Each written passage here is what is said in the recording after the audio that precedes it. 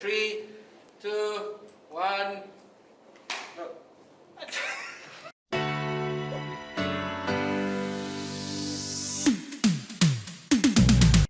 Hi, welcome back to Faith Uncensored. Hi, and today we want to really talk about habits. You know, during this last 1 year of pandemic, one of the things that continuously came up was how to build disciplines, how Yeah. to build habits from home, work from home routines, correct. especially if you have children. And this has constantly come up.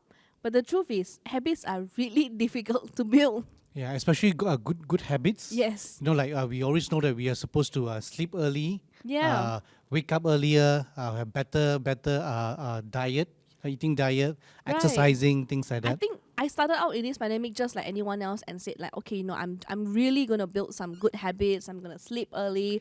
I'm Yeah. gonna exercise. I'm gonna do all those things. Do some more cooking, organizing. But the truth is, I've not been able to do. Yeah, habits are Any of hard it. to build. Habits are hard to build. But I would say that it depends. Some habits are easier. Like for example, I find that I actually started a new habit of playing badminton on a weekly basis, and I find it easier to build. Maybe because I'm already interested in sports, so I find Right. it's easier. For example, another habit I find it a bit hard. I think I need to take more effort is reading. Right. I know reading is important, but I find it very hard to build. It takes a lot of effort. Yes. Yes. So Yeah, I think that's true because if you're building habits that are easy, it's more like hobbies. yes, it's somehow actually it's easier. Yeah, and you know, our colleague mentioned this irony that good habits are hard to build, but easy to break, and bad habits are easy to build and hard to break. Yeah, that's so true. Why No- do you think so? I think that good habits, like you said earlier, if we know it's good for us, but unfortunately it's not as pleasurable or it's not as fun or interesting for us, then it gets a bit harder, especially if we don't have a specific goal to achieve. Yeah, I guess so. I also observed that perhaps because good habits are more intentional, because you actually select and you select it because it's good or you prefer that. Okay, therefore I feel that good habits are harder to build because they're intentional. Therefore, it takes effort. While bad habits are easy because it's already there. It was thoughtless. It was formed thoughtlessly, so it was effortless. It was just like there. So as A random action that yes, happens it's just along the random. It way. happens, and then it so happens that somehow random things tend to be more. Bad in this context, especially habits, because it's not something that we intentionally chose. It just happened. So it may not be what we need or what is good in this context. You know, is I find it ironic that we as humans naturally flow towards that which we know is not so good. Yeah, And as much as it unfortunately. is random, but we naturally flow towards. Why don't we naturally flow towards good habits? Yeah, We that will make naturally life so easy. flow towards habits that are not good for us. Yeah. I read in this article about dopamine, that all of us have dopamine in our minds. And a lot of times when we do something that's pleasurable or that we like or satisfies us, it actually increases the dopamine in our mind, which gives us the pleasure sensation that we know.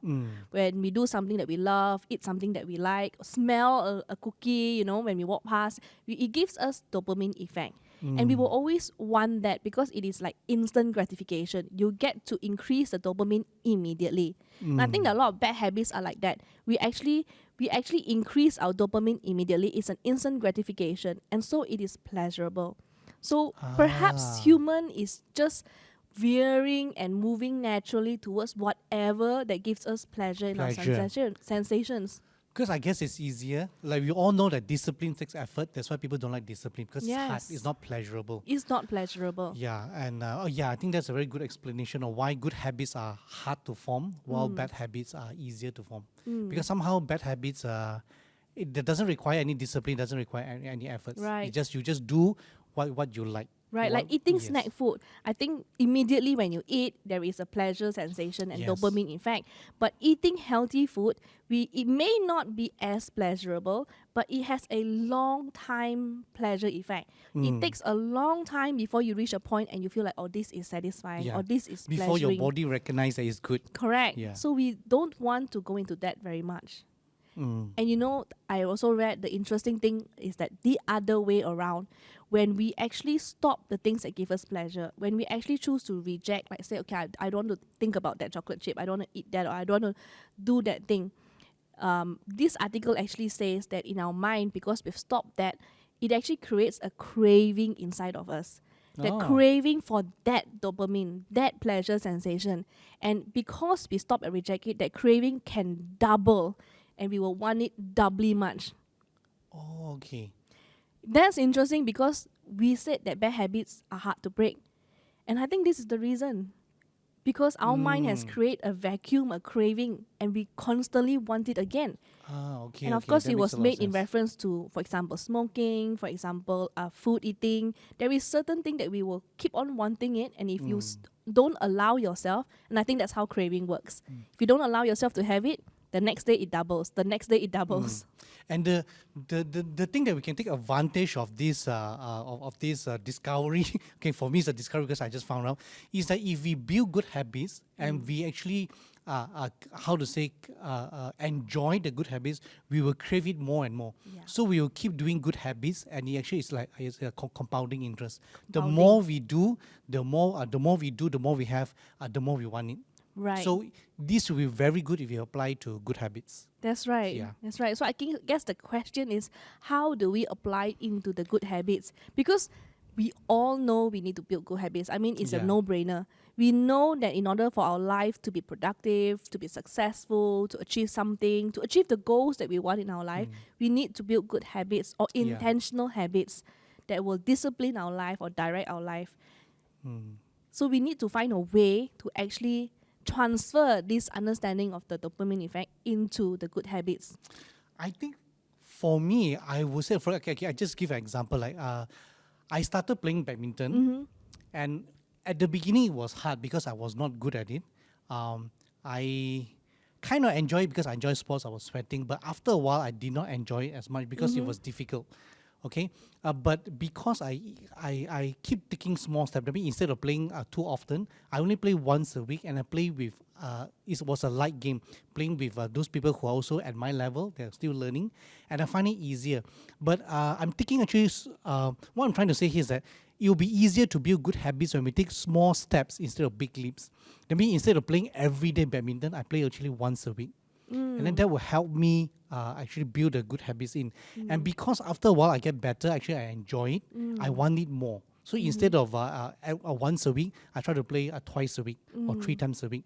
And over time, I realized that like now, if I don't play badminton, I will crave for it. Like I want to go, I'll get restless. Like you have actually created that kind of dopamine within yourself. Yes. But I think also that if you are doing something that you don't really like to begin with, we need to find some other reason. I remember you were telling me in the beginning that even if you didn't like it, you enjoyed something else about that badminton meeting up. It was that socializing, something yes. else that replaced and became the desire, became the pleasure sensation Yeah, true. that kept you going.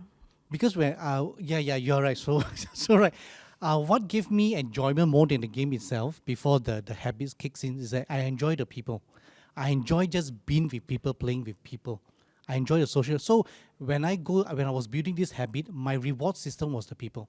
I enjoy meeting them. I enjoy sharing what I know in terms of, in this context, is badminton.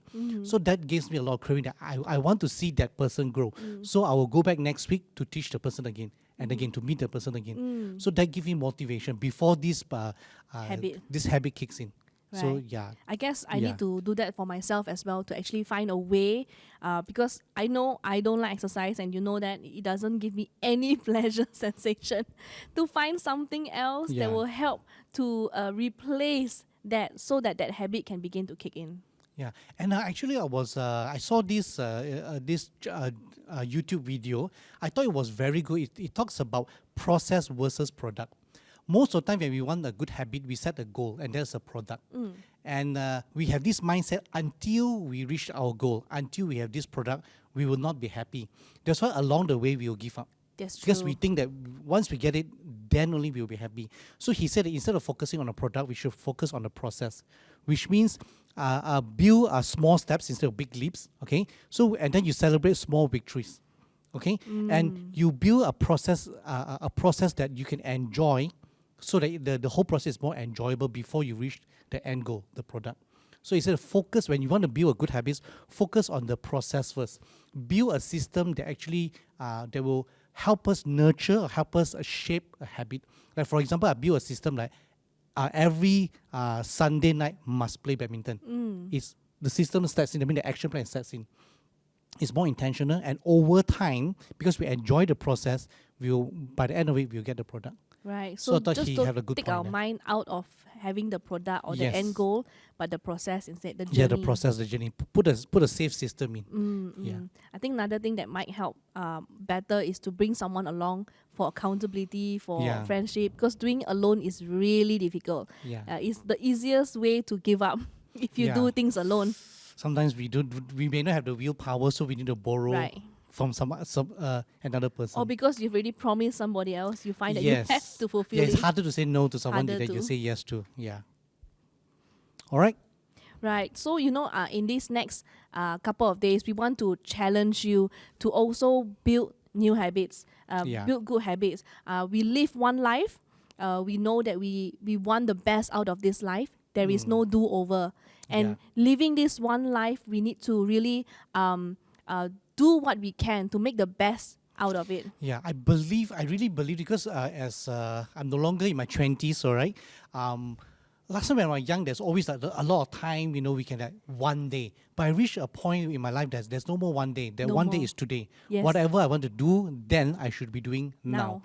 And I really believe in being a good steward of our life, because there's only one life to live, and we want to live the best that we could. Want to live life to our fullest. Yes. And I really believe in being a good steward of our. Some people call it time, treasure, and talent. Right. Okay, be a good steward of this. So whatever we have, let's make full use of it. Right. Yeah. And so that we don't have to reach a point in our life or midlife Yeah. crisis or whatever and realize that our life is gone and we've not done anything.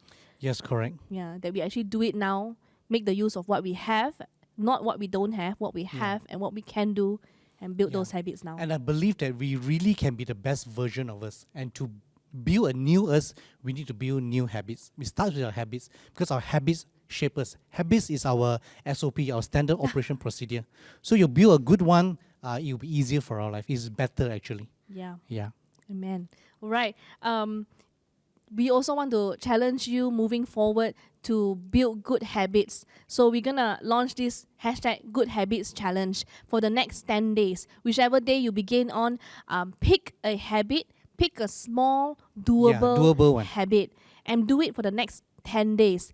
There is a saying that if you are able to sustain a habit for 30 days, about 30 days, there is a good chance that you are able to keep the habit for long term. Yeah. But we're going to start small. We're going to Start start with small. only 10 days. So we challenge you to tag a friend, pick a habit, post it somewhere, so that people know, and then you are driven to do it even more. Use this hashtag Good Habits Challenge and start something today. Yeah, and then as a reward for yourself, build a reward system that when after the end of 10 days, you get to do something that you really enjoy, something that you can reward yourself. Maybe just belanja yourself to a good treat, go to the cafe they always wanted to, or go out with a friend. Do something that you like as your reward system. Yes. That will help you sustain the 10 days. Yes. Because you want the reward at Celebrate the end. that victory. Yes. Right. So we hope that this video has helped you, has benefited you, and if you found it beneficial or you want to encourage someone else to build good habits, please do like this video, share this video, and subscribe to our Yeah. channel. All right. So see you in the next episode. Bye.